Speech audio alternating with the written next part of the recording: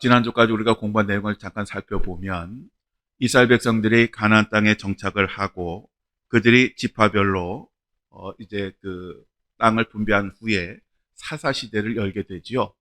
이 사사 시대 이스라엘 백성들은 하나님의 직접적인 통치를 원하시는 하나님의 그 의도와는 달리 그들은 항상 하나님의 뜻에 불순종하고 우상을 숭배하고 반역을 일삼는 그러한 삶을 살았습니다.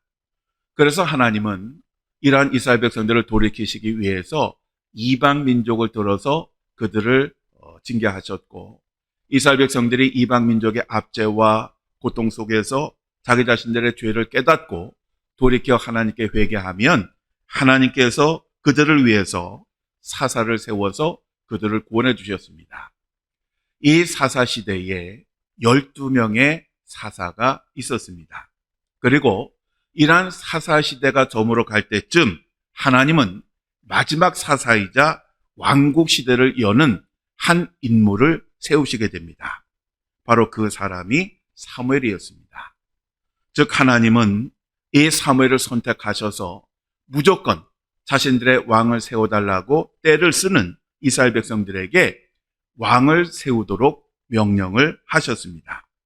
그래서 하나님은 이 사무엘이라고 하는 선지자들을 통해서 왕국 시대를 여시게 됩니다. 이처럼 하나님은 이 세상을 창조하셨을 뿐만 아니라 역사를 주관하시는 분이십니다. 그리고 하나님의 역사는 모든 인류 역사에 영향을 미칩니다. 그리고 하나님은 선택하신 종을 통하여 하나님의 계획을 이루어 가십니다. 그렇기 때문에 우리들은 이스라엘 역사를 볼 때에 바로 이러한 관점에서 보아야 하고, 또 인류의 역사를 보는 것도 이러한 관점에서 보아야 합니다. 자, 사무엘상의 전체 주제는 왕을 세우는 자였습니다. 킹메이커라고 하는 말인데요. 이 말은 사무엘이 왕을 결정을 하고 왕을 세웠다는 의미가 아니라 하나님의 지시에 의해서 이스라엘의 왕을 세웠다라고 하는 그런 의미의 말씀입니다. 지난주에는 사무엘상 1장부터 7장까지 공부를 했는데 1장부터 7장까지의 내용은 사무엘이 어떻게 태어났고 어떻게 하나님의 부르심을 받았고 어떻게 사사가 되었는지에 관한 그러한 이야기를 하고 있습니다. 자, 여러분 기억나시죠? 만약에 기억나지 않으시면 여러분 오늘 공부 끝나고 다시 한번 지난주 영상을 한번 확인하시기를 바랍니다. 자, 오늘은 지난주에 이어서 사무엘상 8장부터 15장까지를 공부하겠습니다. 이 8장부터 15장까지는 이스라엘의 첫 번째 왕이었던 사울에 관한 그러한 이야기입니다. 그런데 우리가 성경 읽다 보면 사울 왕이나 다윗 왕이나 솔로몬 왕이나 그들이 이스라엘 역사에서 차지하는 비중이 어마어마하게 큰 것을 알 수 있습니다. 그런데 성경 66권 가운데 사울서 또는 다윗서 또는 솔로몬서라고 하는 성경책이 없습니다. 왜 그럴까요? 그것은 성경은 하나님께서 택하신 사람들을 통해서 어떻게 역사를 이루어 가시는가라고 하는 것에 초점이 맞춰져 있기 때문에 그렇습니다. 사사시대 말기에 이스라엘 백성들은 사무엘에게 자기 자신들을 위한 왕을 세워달라고 요구를 하게 됩니다. 그런데 사실 이스라엘 백성들이 이렇게 요구한 데에는 사무엘의 책임도 큽니다. 왜냐하면 사무엘에게는 두 아들이 있었습니다. 하나는 요엘이고 하나는 아비야였습니다. 그런데 이 두 아들이 아버지의 행위를 본받지를 않았습니다. 이 두 아들은 돈에 대한 욕심이 많았고 그래서 뇌물을 받고 판결을 굽게 하는 그러한 악한 사람들이었습니다. 당시 사무엘은 라마를 중심으로 이렇게 돌아다니면서 사역을 했는데 그 이스라엘 전역을 이렇게 커버하기가 쉽지가 않았습니다. 그래서 이 두 아들을 브엘세바의 사사로 세웠습니다. 왜냐하면 그 브엘세바 아래로 남쪽 지역은 그들의 도움을 받아야 했기 때문에 그렇습니다. 그런데 이 두 아들이 이런 문제가 생기자 이스라엘 백성들은 자기 자신들은 사무엘 선지자는 잘 따르겠지만 그러나 두 아들이 그렇게 패역하니 두 아들은 자기들의 지도자로 삼을 수 없으니 자신들을 위해서 왕을 세워달라라고 그렇게 요구를 했던 것입니다. 그런데 사무엘은 하나님의 마음을 잘 알았습니다. 즉 하나님은 이스라엘 백성들을 직접 통치하고 싶으셨습니다. 그래서 이러한 이스라엘 백성들의 주장을 외면하고 싶었지만 이들이 계속 때를 쓰게 되니까 하나님께 기도를 드렸습니다. 그러자 하나님은 이스라엘 백성들이 요구하는 대로 그들의 왕을 세워주라 라고 그렇게 말씀을 하셨습니다. 그러시면서 지금 이 이스라엘 백성들이 사무엘에게 왕을 세워달라고 하는 것은 이 사무엘을 버리는 것이 아니라 그들의 하나님이 그들의 왕이 되지 못하도록 하나님을 버리는 것이다. 즉 내 자신을 버리는 것이다 라고 그렇게 설명을 하셨습니다. 그러시면서 그들이 요구하는 그 왕을 세우는 것은 내 뜻은 아니지만 그러나 그들이 그렇게 요구를 하니 왕을 세워주되 먼저 왕의 제도에 관해서 그들에게 가르치라고 말씀을 하셨습니다. 그래서 사무엘상 8장 10절부터 18절까지 하나님께서 왕의 제도에 대해서 그들에게 말씀하셨는데 우리 이 말씀을 함께 읽겠습니다. 사무엘이 왕을 요구하는 백성에게 여호와의 모든 말씀을 말하여 이르되 너희를 다스릴 왕의 제도는 이러하니라. 그가 너희 아들들을 데려다가 그의 병거와 말을 어거하게 하리니 그들이 그 병거 앞에서 달릴 것이며 그가 또 너희의 아들들을 천부장과 50부장을 삼을 것이며 자기 밭을 갈게 하고 자기 추수를 하게 할 것이며 자기 무기와 병거의 장비도 만들게 할 것이며 그가 또 너희의 딸들을 데려다가 향료 만드는 자와 요리하는 자와 떡 굽는 자로 삼을 것이며 그가 또 너희의 밭과 포도원과 감람원에서 제일 좋은 것을 가져다가 자기의 신하들에게 줄 것이며 그가 또 너희의 곡식과 포도원 소산의 11조를 거두어 자기의 관리와 신하에게 줄 것이며 그가 또 너희의 노비와 가장 아름다운 소년과 나귀들을 끌어다가 자기 일을 시킬 것이며 너희의 양떼의 10분의 1을 거두어 가리니 너희가 그의 종이 될 것이라. 그날에 너희는 너희가 택한 왕으로 말미암아 부르짖되 그날에 여호와께서 너희에게 응답하지 아니하시리라 하니. 아멘.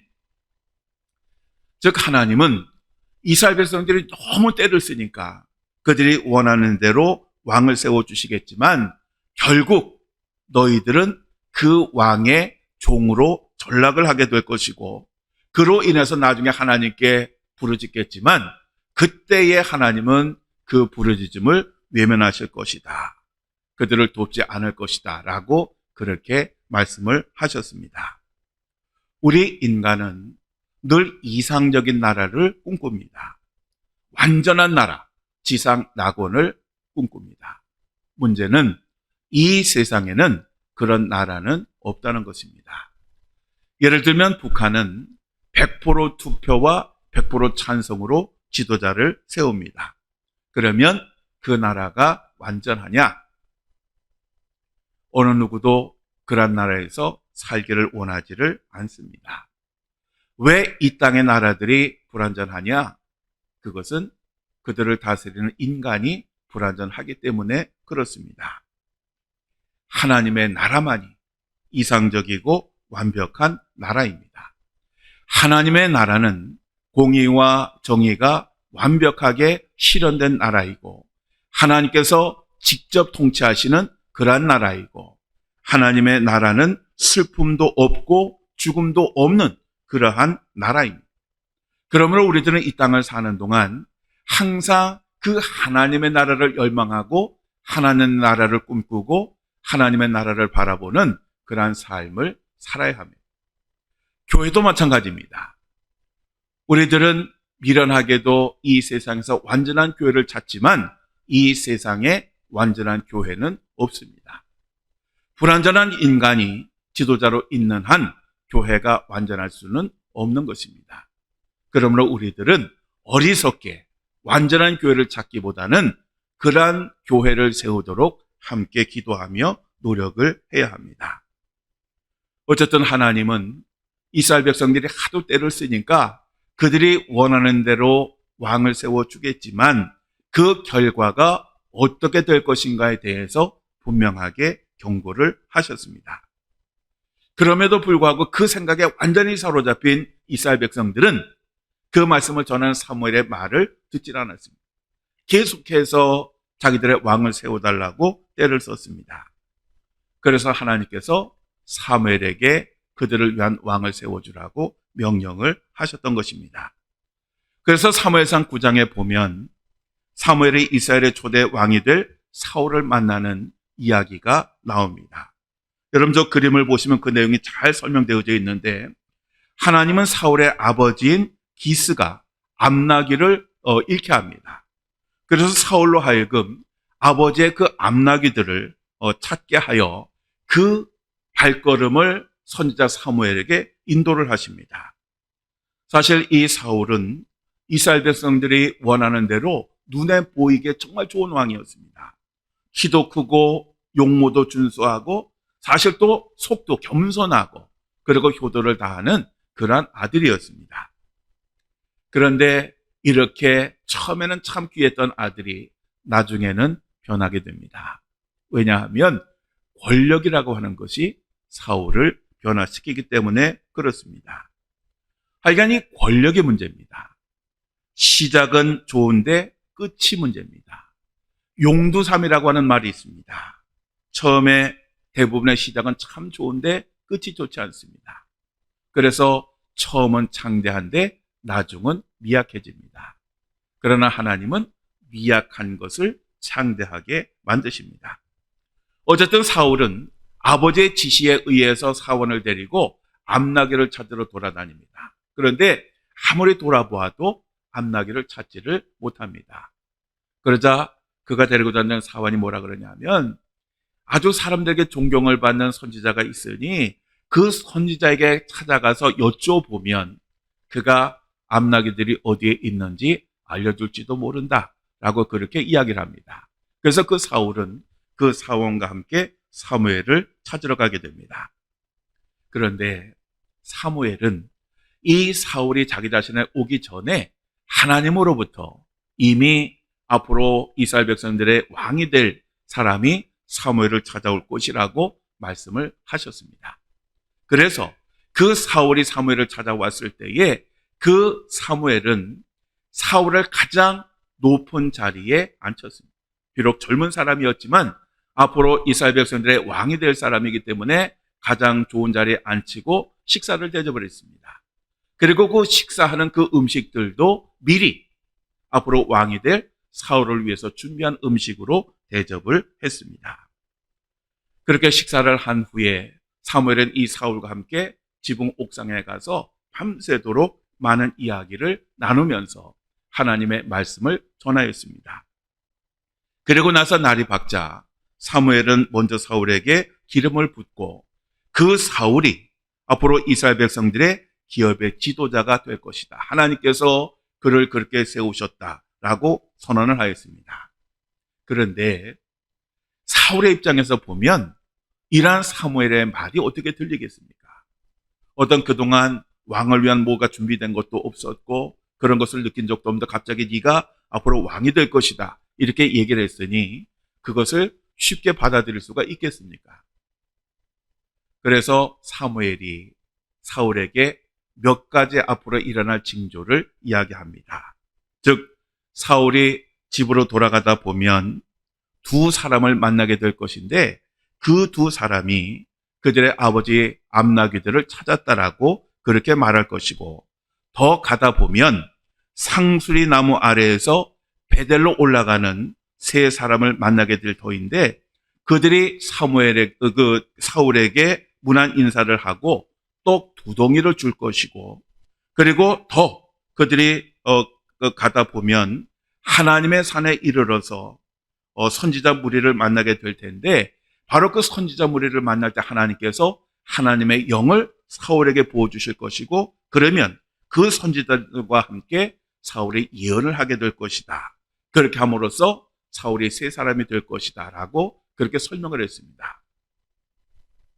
그리고 그러한 징조가 이루어지면 하나님이 너를 왕으로 세우시는 줄 알고 길갈에 가서 대기하고 있으면 내가 나중에 가서 번제와 화목제를 드리고 앞으로 네가 어떻게 해야 될지를 가르쳐 주겠다 라고 그렇게 이야기를 했습니다.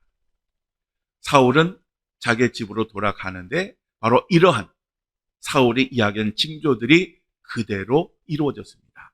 그래서 사울은 길갈로 가서 사무엘을 대기하게 됩니다. 그런 후에 사무엘은 이스라엘 백성들을 미스바에 모았습니다.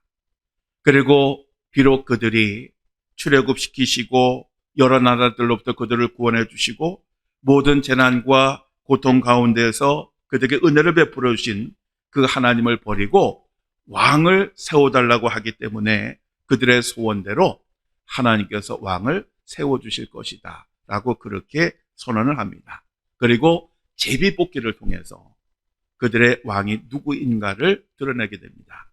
먼저는 12지파를 모으고 12지파 가운데 제비뽑기를 통해서 베냐민 지파가 뽑히게 됩니다.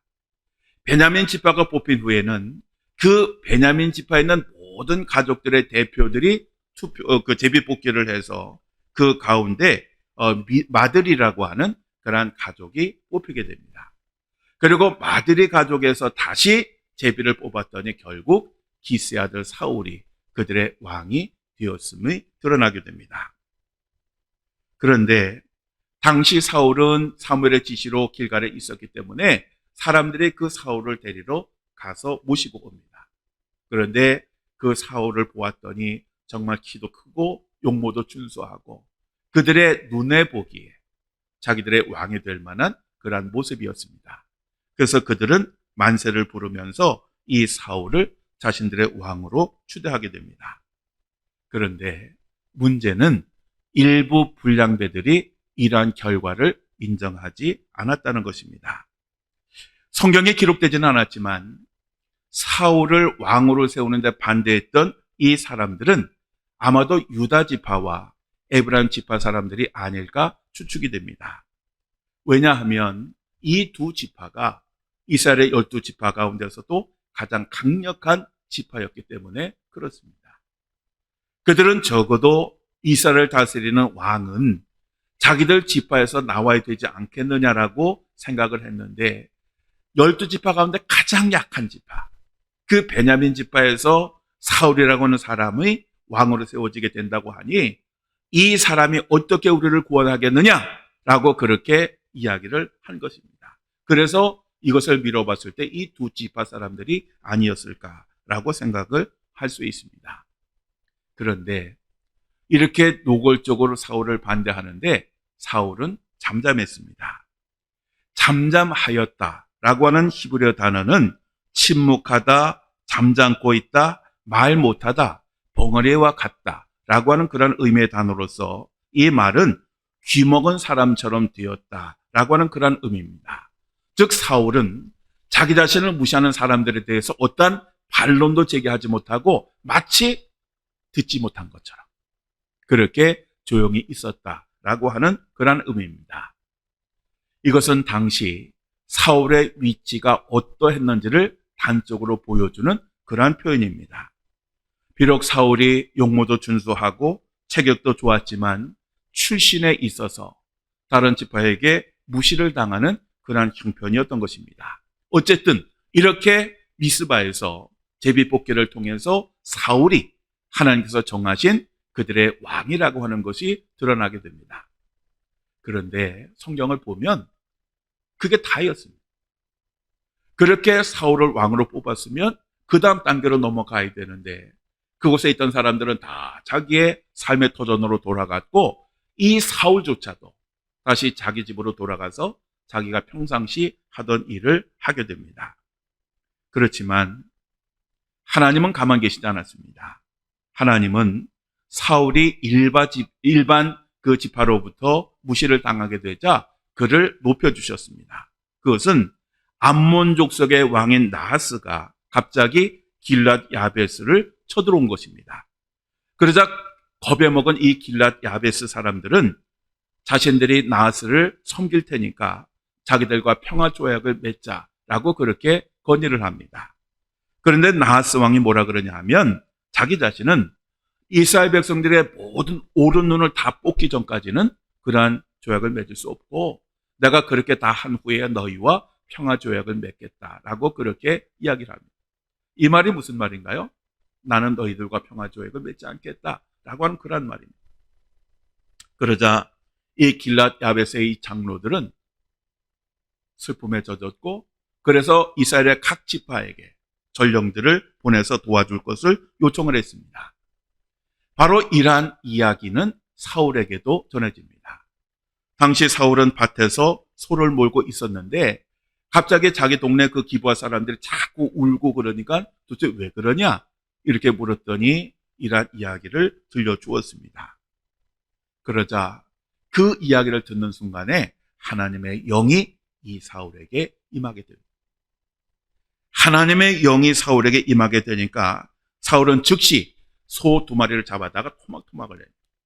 그리고 이것을 이스라엘 각 진영으로 다 보냅니다. 그리고 나서 만일 하나님과 사무엘과 자기를 따르지 않으면 너희들도 앞으로 이렇게 될 것이다 라고 그렇게 전했습니다. 그러자 이스라엘 각 진영에서 사람들을 보내옵니다. 이때 모인 숫자가 30만 명이었습니다. 그리고 유다 지파에서 3만 명이 추가로 와서 33만 명의 군대가 이루어집니다. 사울은 이러한 병력을 세 대로 나누어서 새벽에 암몬 족속들을 공격하였고 낮까지 계속해서 쳐서 죽였는데 성경에 보면 남은 자가 둘이 있을 수 없을 만큼 그렇게 죽었다라고 그렇게 설명을 합니다. 그러니까 거의 전멸했다라고 하는 그런 말입니다. 자, 이러한 멋진 승리를 거두게 되자 이스라엘 백성들의 그 사울을 보는 눈이 달라지게 됩니다. 그들은 사무엘에게 가서 어느 미친놈들이 이 사울을 왕으로 인정하는 것을 거절했는지 알려주기만 하면 자기들이 그들을 죽이겠다라고 그렇게 선언을 합니다. 그러자 사울이 이들을 말리면서 하나님이 이스라엘 중에 구원을 베풀었으니 오늘은 아무도 죽이지 말자라고 그렇게 너그럽게 포용을 해줍니다. 그러자 사무엘이 이스라엘 백성들에게 길갈로 가서 사울을 왕으로 세우자고 하였고 그렇게 함으로써 이 사울은 만장일치로 이스라엘의 초대 왕이 되었습니다. 하나님은 사울을 반대하는 그러한 사람들의 소리까지 재우고 이렇게 당당하게 사울을 왕으로 세워주셨던 것입니다. 바로 이러한 모든 것은 우리 하나님께서 모든 역사를 주관하고 계심을 하나님의 뜻대로 이루어가고 계심을 보여주는 그러한 사건들입니다. 사람이 모든 것을 계획할지라도 그것을 인도하시고 이루시는 분은 하나님이라고 하는 사실을 성경은 말씀을 하고 있습니다. 그러므로 우리들은 어떤 상황을 만날지라도 항상 하나님께서 모든 것을 주관하고 계심을 잊지를 말아야 합니다. 어쨌든 이렇게 해서 사울이 이스라엘 백성들의 왕으로 세워지게 되자 사무엘은 즉시 그 자리에서 물러나게 됩니다. 즉 그는 사사로서 맡았던 정치적인 것들은 새로운 왕에게 넘겨주고 자신은 종교적인 일에만 몰두를 하게 됩니다. 사무엘상 12장은 사무엘의 고별사를 이야기하고 있습니다. 먼저 사무엘은 이스라엘 백성들을 모아놓고 자기 자신의 청렴했던 삶을 이야기합니다. 즉 자기 자신은 누구에게서도 소나 나귀를 빼앗은 적이 없고 누구든지 속인 적이 없고 누구를 압제한 적도 없고 그리고 뇌물을 받고 판결을 굽게 한 적도 없는데 너희들은 어떻게 생각하느냐라고 물었습니다. 그러자 이스라엘 백성들은 모두가 정말 당신은 그런 분입니다 라고 그렇게 대답을 합니다. 그러자 그러한 백성들에게 사무엘은 하나님께서 애굽에서 그들을 구원하셨고, 그리고 그들이 가나안 땅을 정복하게 하셨고, 그리고 그들을 그 땅에서 살게 하셨는데, 왜 그들이 하나님을 잊고 하나님의 은혜를 저버리고 그렇게 죄를 지었는지, 또 그렇게 죄를 지은 그 인간들이 회개를 하면 하나님께서 사사를 세워서 그들을 구원해 주셨는데, 왜 그들이 이러한 하나님을 잊었는지를 책망을 합니다. 그러면서 그들에게 이렇게 경고를 합니다. 우리 하나님의 말씀을 우리 함께 봉독하시겠습니다. 사무엘상 12장 12절에서 15절까지의 말씀입니다. 너희가 암몬 자손의 왕 나하스가 너희를 치러 옴을 보고 너희의 하나님 여호와께서는 너희의 왕이 되심에도 불구하고 너희가 내게 이르기를 아니라 우리를 다스릴 왕이 있어야 하겠다 하였도다. 이제 너희가 구한 왕, 너희가 택한 왕을 보라. 여호와께서 너희 위에 왕을 세우셨느니라. 너희가 만일 여호와를 경외하여 그를 섬기며 그의 목소리를 듣고 여호와의 명령을 거역하지 아니하며 또 너희와 너희를 다스리는 왕이 너희의 하나님 여호와를 따르면 좋겠지만은, 너희가 만일 여호와의 목소리를 듣지 아니하고 여호와의 명령을 거역하면 여호와의 손이 너희의 조상들을 치신 것 같이 너희를 치실 것이라. 아멘. 사무엘은 이제 왕정 제도를 시작하는 이스라엘 백성들에게 그들의 불신을 경고하고, 비록 그들이 그렇게 하나님 뜻에 거스려서 요구를 하는 대로 하나님께서 왕을 세워주시지만, 그럼에도 불구하고 너희들은 계속해서 하나님께 순종하고 하나님을 따를 것을 권면을 했던 것입니다. 그리고 이러한 경고를 분명하게 그들에게 보여주기 위해서 하나님께서 우레와 비를 내리실 것이다 라고 그렇게 이야기를 했는데, 곧 사무엘의 이야기대로 하나님께서 그들에게 우레와 비를 쏟아부어 주셨습니다. 바로 이것은 이스라엘 백성들이 하나님이 아닌 왕을 구하는 것이 하나님 앞에서 얼마나 큰 죄인가 하는 것을 분명하게 보여주신 것입니다. 이스라엘 백성들은 이러한 하나님께 내리시는 그 우레와 비를 보고 큰 두려움에 빠지게 됩니다. 그러면서 자신들이 하나님께 큰 죄를 지었다라고 그렇게 고백을 합니다. 그런데 그렇게 고백은 하면서도 자기 자신들을 위한 왕을 세워달라고 하는 그 요구를 철회하지 않습니다. 즉 그들은 입술로는 우리가 잘못했습니다 라고 그렇게 고백을 하고 있지만, 그들 마음속에는 여전히 하나님보다는 눈에 보이는 인간적인 왕이 우리에게 필요하다라고 그렇게 생각을 했던 것입니다. 그러자 사무엘은 이제 모든 것이 이렇게 되었으니 비록 그들의 요구대로 하나님께서 왕을 세워주시지만 절대로 하나님 배신하지 말고 마음을 다하여 하나님을 잘 섬기라고 권면을 하였습니다. 그러면 즉 그들이 인간적인 왕을 이제 세우고 왕과 함께 더불어 살게 되지만, 그들이 하나님을 잘 경외하고 섬기면 하나님은 하나님의 크신 이름을 위해서라도 이스라엘 백성들을 버리지 아니하실 것이다 라고 그렇게 이야기를 합니다. 그리고 자기 자신은 이스라엘 백성들이 그러한 삶을 살도록 기도하지 않는 죄를 범하지 않고 계속해서 기도하겠다라고 그렇게 약속을 합니다. 더불어 그는 선하고 의로운 길을 가르치도록 노력할 것이다 라고 그렇게 약속을 했습니다. 그런데 그럼에도 불구하고 이스라엘 백성들과 왕이 결국 하나님을 저버리게 되면 그들 모두가 멸망하게 될 것이다 라고 하는 경고도 잊지 아니하였습니다. 그런데 이스라엘 역사를 보면 결국 이스라엘 백성들과 왕들은 이러한 경고를 저버리고 죄를 범하는 까닭에 결국 망하고 맙니다. 자, 어쨌든 이러한 과정을 통해서 사울이 이스라엘 백성들의 첫 번째 왕이 됩니다. 그때의 나이가 40이었습니다. 그는 왕이 된 후에 제일 먼저 한 일이 3,000명의 상비군을 편성하는 것이었습니다. 즉 그 이전에는 이스라엘은 군대라는 게 없었습니다. 만약에 외부에서 적들이 쳐들어오면 그때 지파별로 싸울 사람들을 차출해가지고 그들과 싸웠던 것입니다. 그런데 이제 왕이 되었으니 항상 있는 상비군을 만든 것입니다. 3,000명으로 군대를 만들었는데 2,000명은 자기가 직접 지휘하는 그런 직할 부대로 세워두었고, 그리고 1,000명은 자기 아들 요나단에게 맡겨서 그들을 지도하도록 그렇게 했습니다. 그래서 2,000명은 자기가 있는 믹마스와 베델산에 주둔하였고, 그리고 나머지 1,000명은 요나단이 기브라고 하는 곳에서 그들을 지휘하며 통치를 하였습니다. 그러던 중에 사울이 왕에 오른 지 2년째에 그 요나단이 블레셋 군대의 전방 부대를 습격을 하게 됩니다.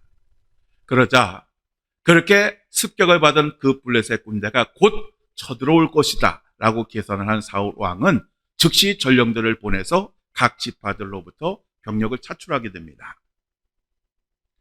반대로 블레셋은 이제 이 이스라엘 사람들이 자기들의 왕을 세우더니 군대도 세우고 그러니까 그러한 세력이 더 크기 전에 그들을 제압해야 되겠다라고 생각을 하고 병력을 소집해서 쳐들어오게 되는데, 그때의 그 블레셋 군대의 전차가 3만이었고 그리고 마병이 6천이었고 그리고 그들의 나머지 병사들의 숫자는 해변의 모래알처럼 헤아릴 수 없이 어마어마하게 많았습니다. 이러한 군대가 믹마스라고 하는 곳에 와서 진을 쳤습니다. 자, 어쨌든 블레셋과 이제 전투를 하게 되었으니 그 사울 왕의 연락을 받고 이스라엘 백성들이 모였습니다. 그런데 모여서 블레셋 군대를 봤더니 이거는 도저히 싸울 대상이 아니었습니다. 왜냐하면 그 규모가 그들이 상상도 없을 만큼 어마어마했기 때문에 그렇습니다. 그래서 이스라엘 백성들이 바로 이 블레셋 군대의 규모를 보고 도망을 가기 시작합니다. 하여간 숨을 수 있는 곳에는 다 숨습니다. 동굴에도 숨고 숲속에도 숨고 물속에도 숨습니다. 심지어 어떤 사람들은 아예 요단강을 건너서 멀리 도망을 가기도 합니다. 그래서 당시 사울 왕이 있던 길갈에는 겨우 600명의 병사만 남았습니다. 그 600명도 차마 도망을 가지는 못했지만 벌벌 떨고 있었습니다. 이러한 상황에서 사울은 먼저 제사를 드리고 어쨌든 그들과 전투를 시작해야 되는데, 문제는 그 제사를 집난 사무엘이 7일 안에 오기로 했는데 7일째 되었는데도 오질 않습니다. 마음이 조급해진 사울은 이때에 큰 실수를 하게 됩니다. 그것은 제사장만이 할 수 있는 제사를 본인이 직접 주관을 하게 되었던 것입니다. 그래서 그가 제물을 가져다가 번제를 집례를 했습니다. 그런데 그 번제를 딱 끝나고 나니까 바로 그때 사무엘이 그곳에 도착을 했습니다. 사무엘은 그 사울 왕에게 도대체 무슨 일을 행하였느냐라고 책망을 합니다. 그러자 사울은 자기 자신은 번제를 드리고 싶지 않았지만 자기 자신의 그 자리를 지키고 싶었지만 상황이 워낙 급박했기 때문에 어쩔 수 없었다라고 그렇게 변명을 합니다. 그러자 사무엘이 사울에게 이렇게 말을 합니다. 우리 함께 읽겠습니다. 사무엘이 사울에게 이르되 왕이 망령되이 행하였도다. 왕이 왕의 하나님 여호와께서 왕에게 내리신 명령을 지키지 아니하였도다. 그리하였더라면 여호와께서 이스라엘 위에 왕의 나라를 영원히 세우셨을 것이거늘 지금은 왕의 나라가 길지 못할 것이라. 여호와께서 왕에게 명령하신 바를 왕이 지키지 아니하였으므로 여호와께서 그의 마음에 맞는 사람을 구하여 여호와께서 그를 그의 백성의 지도자로 삼으셨느니라 하고, 여기에서 망령되이라고 하는 표현이 나옵니다. 이 망령되이라고 하는 이 히브리어 단어는 어리석다, 바보 같다 라고 하는 그런 의미의 단어로서 사울이 어리석게 행동하였다라고 하는 그런 뜻입니다. 즉, 이 사울이 어리석은 것은 하나님의 말씀보다 자신의 생각과 판단을 따랐다라고 하는 것입니다. 우리가 이 세상을 사는 동안 우리가 우리의 생각이나 판단을 따르고 하나님 뜻을 따르지 않는 것은 결국 어리석은 행동인 것입니다.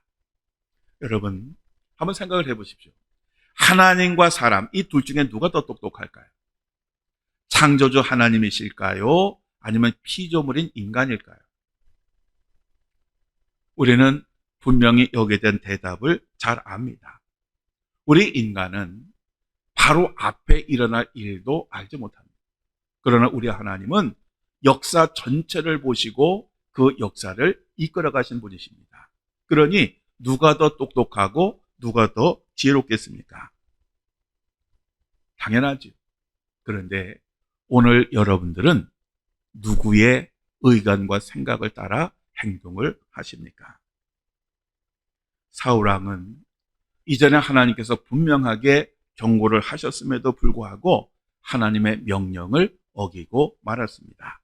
그 결과 하나님께서는 그 사울을 왕에서 끌어내리고 하나님의 마음에 합한 사람을 그 뒤에 왕으로 세우기로 결정을 하셨습니다. 하나님이 사울을 통해서 말씀하시려고 하는 것이 바로 이것입니다. 즉 하나님은 이 사울을 통해서 순종과 불순종의 문제를 말씀을 하신 것입니다. 사무엘상 15장 22절부터 23절 우리 함께 읽겠습니다. 사무엘이 이르되 여호와께서 번제와 다른 제사를 그의 목소리를 청종하는 것을 좋아하심 같이 좋아하시겠나이까. 순종이 제사보다 낫고 듣는 것이 수당의 기름보다 나으니 이는 거역하는 것은 점치는 죄와 같고 완고한 것은 사신 우상에게 절하는 죄와 같음이라. 왕이 여호와의 말씀을 버렸으므로 여호와께서도 왕을 버려 왕이 되지 못하게 하셨나이다 하니. 아멘. 여기서 순종이라고 하는 말이 나오는데요. 이 순종이라고 하는 히브리어 단어는 샤마라고 하는 것입니다. 이 샤마라고 하는 그 단어는 순종, 듣는다라고 하는 그러한 의미입니다. 우리가 순종을 하려면 잘 들어야 돼요. 무슨 말씀을 하시는지, 무슨 의도로 말씀하시는지 그 말씀을 잘 들어야 합니다. 대충 들으면 안 됩니다. 아담과 하와는 하나님께서 말씀하시는 것을 대충 들었습니다.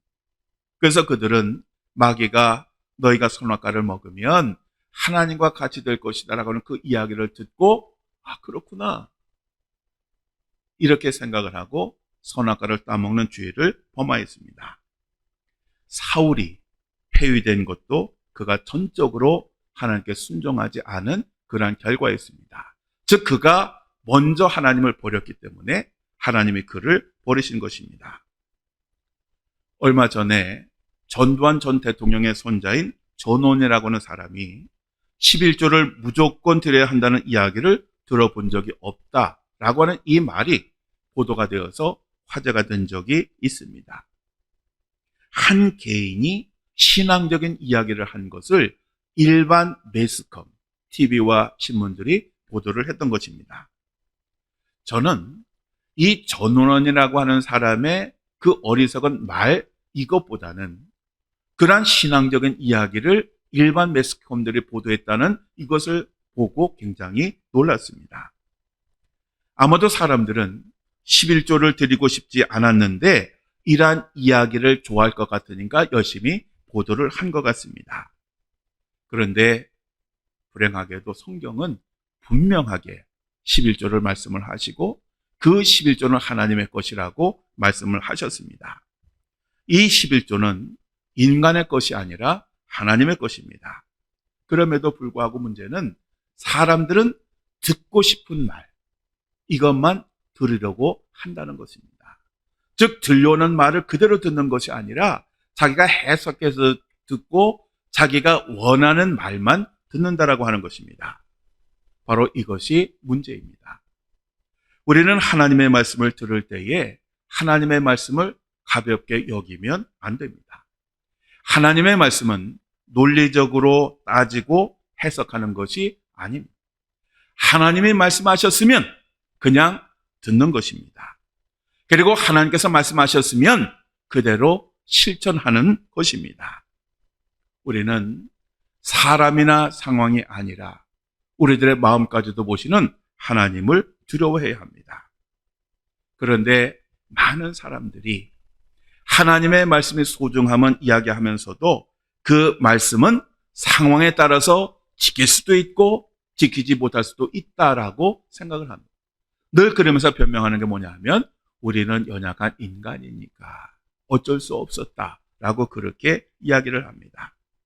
그래서 사람들은 하나님의 말씀을 지키는 것을 선택사항이라고 생각을 합니다. 이렇게 우리가 하나님의 말씀을 선택사항이라고 생각할 때에 바로 그것이 망하는 비결입니다. 다시 전투 상황으로 돌아가겠습니다. 당시 블레셋 군대는 어마어마한 그런 무기들을 가졌을 뿐만 아니라 그들은 그 무기가 철로 된 강력한 무기를 가지고 있었습니다. 당시 블레셋 사람들은 이스라엘 백성들이 철기 무기를 가질 것을 염려해서 이스라엘 백성들의 그 땅에는 철기를 만들지 못하도록 철공들을 잊지 못하게 했습니다. 즉 철로 뭔가씩 만들 수 있는 사람들이 없었기 때문에 이스라엘 백성들은 그 철이 좋은 줄 알았어도 철을 만들지 못했습니다. 그래서 그들이 철로 된 괭이나 삽이나 쇠스랑이나 아니면 도끼나 아니면 쇠채찍이 필요하면 블레셋 땅에 가서 구해와야 됐는데 그 블레셋 땅에 가서 구해올 때에도 그냥 멀쩡한 걸 구해오는 게 아니라 자기들의 모든 것이 닳아 낡아졌다라는 것을 보여주어야 새로운 것을 얻을 수가 있었습니다. 그러다 보니 이제 이 블레셋 군대와 이스라엘 군대가 싸움을 해야 되는데 이스라엘 군대는 강력한 철로 만든 무기를 가지고 있는데 반해서 이스라엘 군대에서 철로 된 무기를 가진 사람 딱 두 사람이 있었습니다. 하나는 사울 왕이었고 하나는 왕자 요나단이었습니다. 그러니 병력도 상대가 안 되지요. 무기의 그 질도 상대가 안 되지요. 그러니까 이스라엘 백성들이 겁먹고 도망가는 것은 당연하지 않겠습니까? 이렇게 대치가 되었을 때에 요나단이 이러한 상황을 돌파하기 위해서 자기의 무기를 들고 따라다니는 소년과 두 사람이 블레셋의 전방 부대를 공격하게 됩니다. 이 요나단 왕자는 성품도 좋았고 믿음도 좋았고 용감했습니다. 그래서 요나단은 소년을 데리고 지금 여러분 그림에서 보시는 것처럼 그 비탈길을 올라가서 이스라엘 군대를 와 싸우는데 혼자서 블레셋 군대 20명을 쳐 죽입니다. 이러한 모습을 보고 있던 블레셋 군대의 사령부에서는 난리가 났습니다. 게다가 하나님께서 그 때를 맞춰서 그 땅에 지진을 내리셨습니다. 요나단 왕자가 쳐들어와서 20명을 죽이고 그리고 땅이 흔들리면서 지진이 나니까 이 블레셋 군대가 얼마나 두려웠겠습니까? 하여간 난리가 났습니다. 그래서 그들의 공포는 극에 달했고 아주 우왕좌왕했습니다.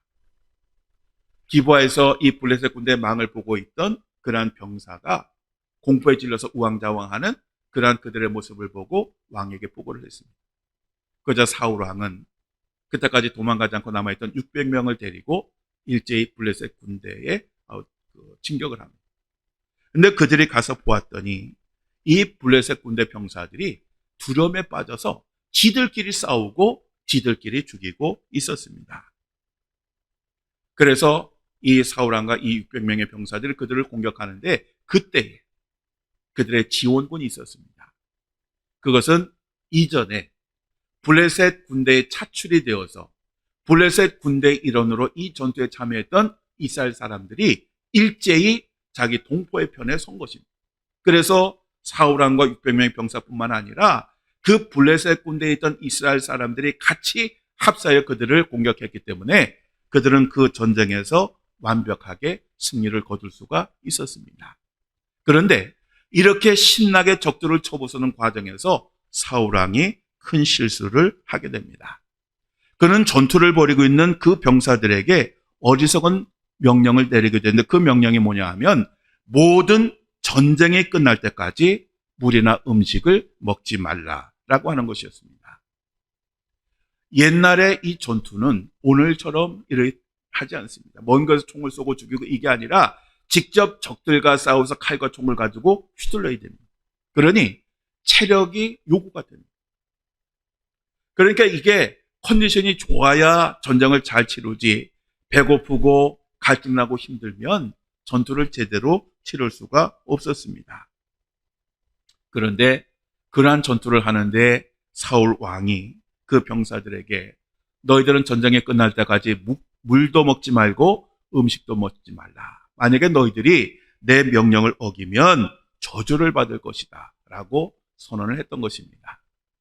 그러니 이러한 명령을 받은 이스라엘 군대가 어땠겠습니까? 그들은 정말 허기졌고 정말 배가 고팠습니다. 그래서 뭔가 좀 먹어야 싸울 수 있을 것 같았는데 왕의 명령에 워낙 지엄한지라 그들은 음식을 보고도 먹을 수가 없었습니다. 그런데 그들이 적들을 치러 이제 숯불 안에 들어가는데 그 숯불 안에 꿀이 흐르는 것을 보았습니다. 얼마나 먹고 싶었겠습니까? 그런데 그들은 먹을 수가 없었습니다. 왜냐하면 왕의 명령이 있었기 때문에 그렇습니다. 그런데 왕자였던 요나단은 왕이 이러한 명령을 내릴 때에 블레셋 군대와 싸우고 있었기 때문에 그 명령을 듣지 못했습니다. 그래서 이스라엘 병사들과 함께 숯불에 들어갔는데 꿀이 흐르는 것을 보았고 정말 갈증나고 허기졌던 그 요나단은 즉시 그것을 떠서 먹었습니다. 그러자 그 병사들이 왕의 명령을 그에게 전하였습니다. 그러자 요나단이 뭐라 그러냐 하면 지금 우리가 너무 지치고 이렇게 힘든데 우리가 뭔가 좀 먹으면 더 힘이 나서 블레셋 사람들을 더욱더 크게 칠 수 있지 않겠느냐라고 그렇게 이야기를 합니다. 그러자 그 이야기를 들은 이스라엘 그 군대는 당연히 옳다고 생각했죠. 더구나 왕자가 그렇게 이야기했으니 그들은 면죄부를 받은 것과 같았습니다. 그래서 그들은 즉시 블레셋 사람들로부터 빼앗은 소와 양과 송아지를 끌어다가 그것들을 죽이고 피채 먹었어요. 왜냐하면 그들은 그것을 요리할 만큼 기다릴 수가 없었기 때문에 그렇습니다. 그런데 문제는 피채 고기를 먹는 것은 모세의 율법에 금지한 것이었습니다. 즉 사울 왕은 생각 없이 어리석은 명령을 내림으로써 이스라엘 군사들이 죄를 짓게 만들었던 것입니다. 어쨌든 병사들이 이렇게 피채 고기를 먹자 어떤 병사들이 사울 왕에게 이러한 상황을 보고를 했습니다. 그러자 사울 왕은 자신의 아들이 자신의 명령을 어기는 것을 모른 채 이것은 그냥 넘어갈 수 없으니 비록 자신의 아들일지라도 내 명령을 어겼다면 내 아들도 죽을 것이다 라고 선언을 하고 모든 사람들을 모아놓고 누가 그것을 먹었는지를 찾아내게 됩니다. 결국 제비뽑기를 통해서 사울 왕과 요나단이 둘이 남았고 결국 마지막 제비뽑기를 통해서 요나단이 꿀을 먹었다고 하는 것이 밝혀졌습니다. 요나단은 이런 이야기를 듣고 자기 자신은 왕의 명령을 어겼으니 당연히 죽어 마땅하다라고 그렇게 이야기를 했고 사울 왕도 자기가 명령한 내용이니 이거를 취소할 수가 없으니까 비록 자기 자신의 아들일지라도 요나단은 죽어야 한다라고 그렇게 선언을 했습니다. 그런데 그 순간에 이스라엘 병사들이 일제히 반대를 합니다.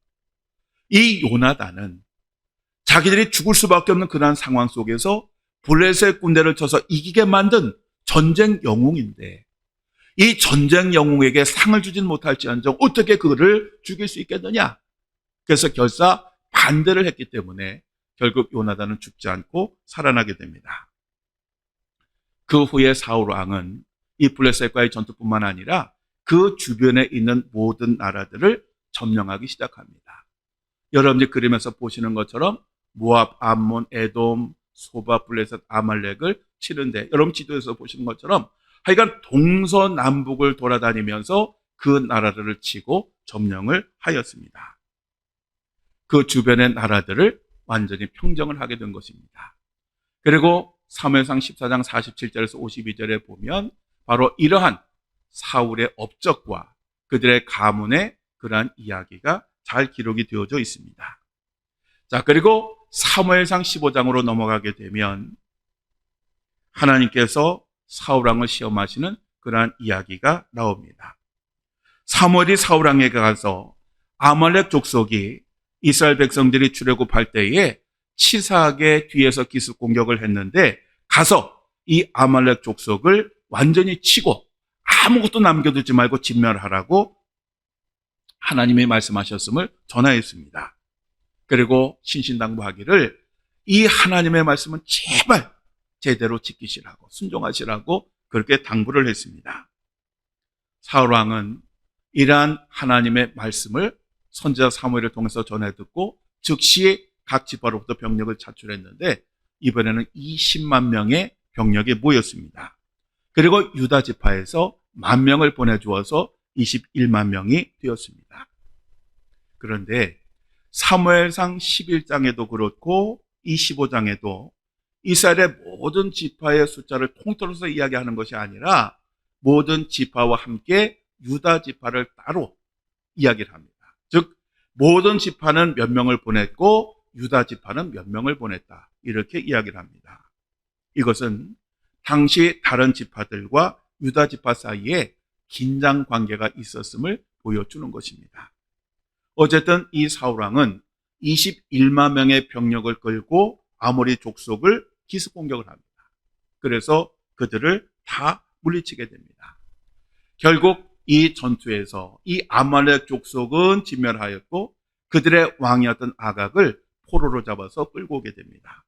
그런데 이 과정에서 큰 문제가 생기게 됩니다.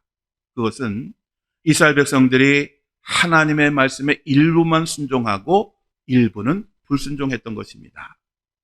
하나님은 분명히 모든 것을 죽이고 남겨두지 말라고 명령을 하셨습니다.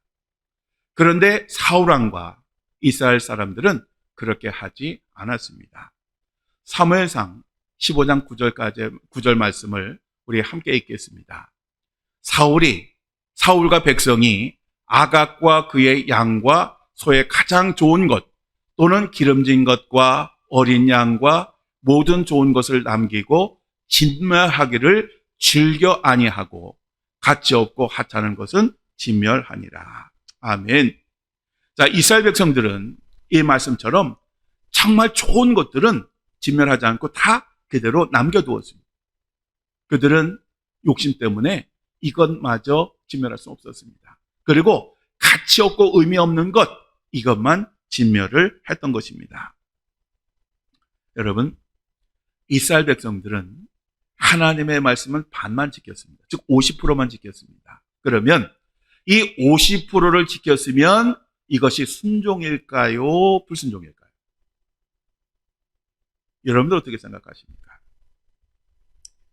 만약 이때 사울왕이 온전히 순종했다면, 하나님의 말씀대로 모든 것을 완벽하게 진멸했다면 아마 그의 왕의 역사는 더 연장되었을지도 모릅니다. 그렇지만 사울왕은 자기 자신에게 주신 마지막 기회조차도 잃어버리고 말았습니다. 여기에서 우리는 순종과 복종의 차이를 분명히 이해해야 합니다. 여러분, 순종이라고 하는 것은 자기의 의지가 반영이 되는 것입니다. 즉 스스로의 의지를 가지고 순수히 따르는 것이 순종입니다. 반면에 복종이라고 하는 것은 본인의 의지와는 상관없이 무조건 따르는 것입니다. 그렇다면 여러분, 하나님은 우리들에게 순종을 요구하실까요? 복종을 요구하실까요? 아니, 이 질문은 조금 맞지 않고요. 하나님께서는 순종을 더 기뻐하실까요? 복종을 더 기뻐하실까요? 하나님은 우리들의 순종을 더 기뻐하십니다. 왜냐하면 우리가 선택해서 하나님의 말씀을 지키는 것이기 때문에 그렇습니다. 사무엘은 하나님으로부터 이 사울왕이 마지막 그 기회에도 불구하고 순종하지 않았고, 그래서 그 하나님께서 내가 이 사울을 왕으로 세우신 것을 후회한다 라고 하는 말씀을 전해 들었습니다. 그러자 이 사무엘은 근심하면서 밤새도록 통곡하며 하나님께 기도를 하였습니다. 바로 이것이 목자의 마음입니다.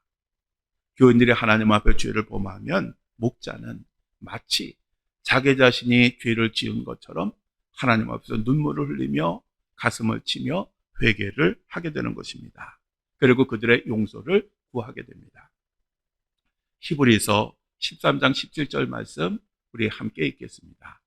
너희를 인도하는 자들에게 순종하고 복종하라. 그들은 너희 영혼을 위하여 경성하기를 자신들이 청산할 자인 것 같이 하느니라.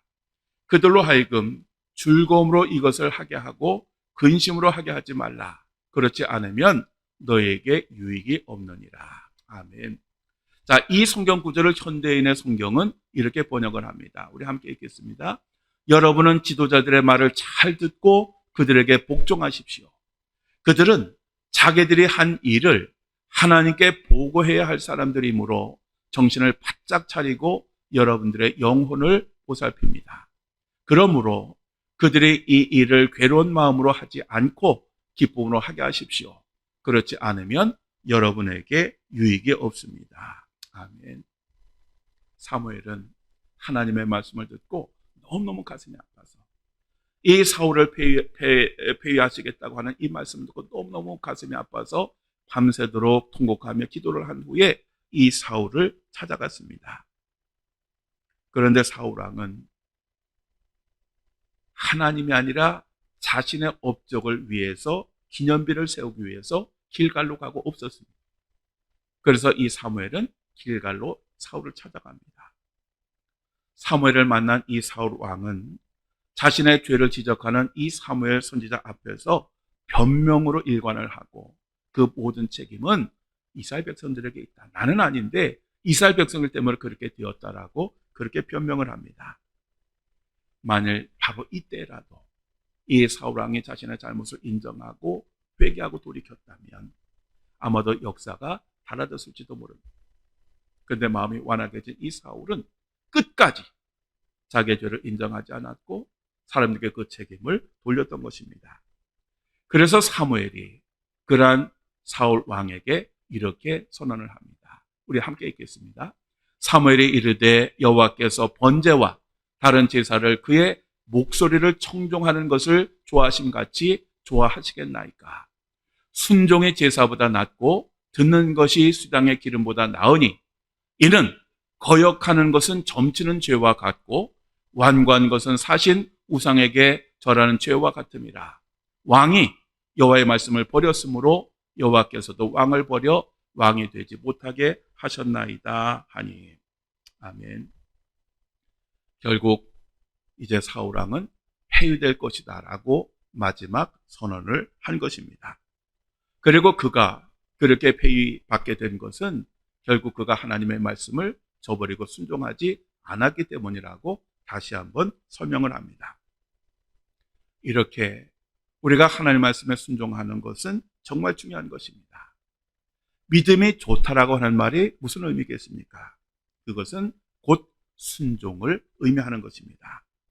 어떤 상황 가운데서 하나님의 말씀대로 살기로 선택하고 행동하는 것, 바로 이것이 참 믿음입니다. 사무엘이 사울 왕의 죄악을 지적하며 그를 하나님께서 폐위시키겠다라고 하자 다급해진 사울 왕은 사무엘의 겉옷자락을 찢어질 정도로 붙들고 다급하게 매달립니다. 그러자 사무엘은 하나님은 변하시지 않은 분이시기 때문에 하나님은 계획대로 하실 것이다, 이렇게 마지막 말을 남기게 됩니다. 그러자 사울이 이렇게 사무엘에게 이야기를 합니다. 우리 함께 읽겠습니다. 내가 범죄하였을지라도 이제 청하옵나니 내 백성의 장로들 앞과 이스라엘 앞에서 나를 높이사 나와 함께 돌아가서 내가 당신 하나님 여호와께 경배하게 하소서. 자, 여러분 이 성경 구절을 잘 보십시오.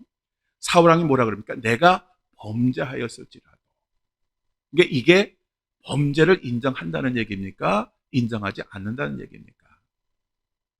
자기 자신은 그렇게 내가 범죄했다고 말씀하시니까 내가 그것을 인정은 하겠습니다 많은 그런 뜻입니다.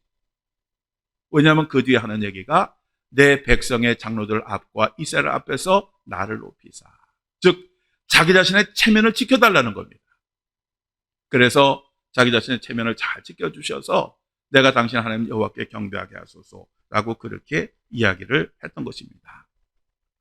결국 끝까지 회개하지 않는 이러한 사울을 보시고 하나님은 사울을 왕으로 세우신 것을 후회하시고 새로운 왕을 세우시게 됩니다. 이 만남을 마지막으로 사무엘은 죽을 때까지 이 사울 왕을 보지 않게 됩니다. 이름으로써 이스라엘의 초대 왕인 사울의 시대는 막을 내리게 됩니다. 결국 하나님의 말씀처럼 왕정제도의 첫 번째 시도는 실패로 끝나고 맙니다. 자, 다음 주에는 사무엘상 16장부터 31장까지 공부를 하겠습니다. 이 내용은 사울 왕에 이어서 두 번째 왕이 된 다윗 왕에 관한 그러한 이야기입니다. 내용이 조금 많습니다. 읽어야 될 내용이 많으니까 여러분 지금부터 조금씩 잘 읽으셔서 꼭 먼저 읽고 오셔서 강의를 들으시고 강의를 잘 들으신 후에 한 번 더 그 성경을 읽으셔서 그 성경의 그 깊이를 더하는, 그리고 깊은 의미를 깨닫고 성경이 보는 눈이 열리는 여러분이 되셨으면 좋겠습니다.